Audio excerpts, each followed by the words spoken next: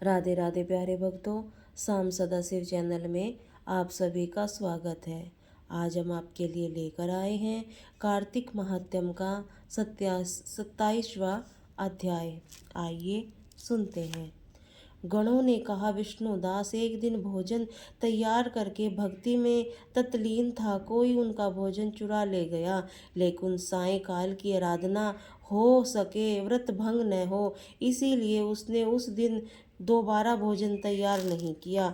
श्री नारद जी ने कहा, हे राजन, इस तरह लगातार 7 दिन तक कोई दूसरा भोजन चुराता रहा। तब वह हैरान होकर सोचने लगा, यह तो बड़ी विचित्र घटना है कि न जाने कौन हर रोज मेरे भोजन को चुरा कर ले जाता है। फिर भी इस देवस्थान को छोड़ना नहीं चाहिए। अगर मैं भोजन बनाकर खा लेता हूँ तो देर हो जाएगी और पूजा छूट जाएगी। अंत मुझे भोजन बनाकर तुरंत खाना नहीं चाहिए। बिना भगवान को भोग लगाने से वैष्णव को भोजन नहीं कराना चाहिए। अगर 7 दिन बिन भोजन के बीत गए तो आज का एक दिन और सही। आज मैं भली भांति भोजन की रक्षा करूंगा और देखूंगा कि हर रोज इसे कौन चुरा कर ले जाता है। ऐसा सोच विष्णुदास भोजन के पास ही छिपकर बैठ गया।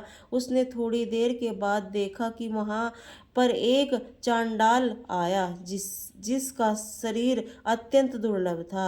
उसके शरीर पर केवल चमड़ी ही चमड़ी दिखाई देती थी। जब वह चांडाल भोजन चुराकर चल दिया तो विष्णुदास ने उसे पुकारा, हे भाई, यह रूखा भोजन ले जाकर क्या करोगे? घी भी लेते जाओ। ऐसा कहकर वह श्रेष्ठ ब्राह्मण आगे बढ़ा। विष्णुदास को अपनी ओर आते देखकर वह चांडाल तेजी से दौड़ने लगा। वह उस ब्राह्मण से डर गया, लेकिन निर्बलता के कारण दौड़ ही न सका। अंत में मैं भूमि पर पड़ा और मूर्छित हो गया। चांडाल को मूर्छित देखकर विष्णुदास लपक कर उसके पास पहुंचा और अपने वस्त्र से उस पर हवा करने लगा। और उसके बाद उसने जो कुछ देखा उसे देखकर वह आश्चर्यचकित रह गया। उसने देखा कि उसके सम्मुख शंख चक्र गदा पद्म पीताम्बर धारी चतुर्भुजी रूप अलसी के फूल के समान वाले छाती में कौस्तुभ वाला सुशोभित साक्षात श्री भगवान विष्णु खड़े हैं। भगवान का दर्शन करके सात्विक भाव से मुक्त वह श्रेष्ठ ब्राह्मण उनकी स्तुति तथा प्रणाम कुछ भी न कर सका।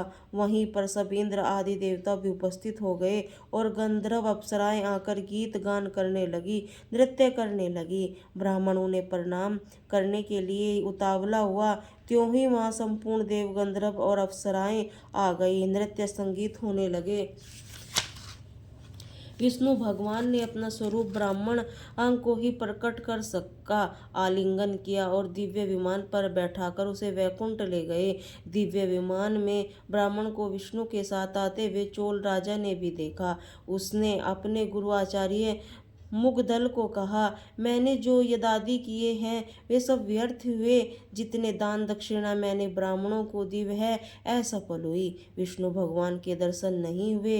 विष्णुदास ब्राह्मण ने केवल श्रद्धा से, भक्ति से, उनकी प्रभाव से विष्णु भगवान ने आकर उसको दर्शन दिए। इसीलिए भक्ति तो सर्वोपरि है। मुझे विष्णु भगवान के दर्शन के लिए राजकाज त्याग कर भक्ति करनी चाहिए। राजा के कई पुत्र न होने के कारण उसने भांजे को राजगद्दी का अधिकारी बना दिया और आप विष्णु भगवान की भक्ति करने लगा। बहुत काल तक भक्ति करने के बाद विष्णु के दर्शन नहीं दिए तो वह अग्नि कुंड में कूद पड़ा।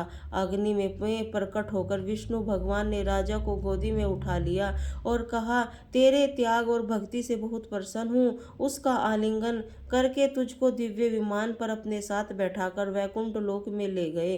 भगवान विष्णु ने अपने सम्मान रूप वाले ब्राह्मण को पुण्यशील और राजा चोल को भी सुशील नाम देकर दोनों को अपना द्वारपाल बना लिया। बोलिए श्री राधे राधे।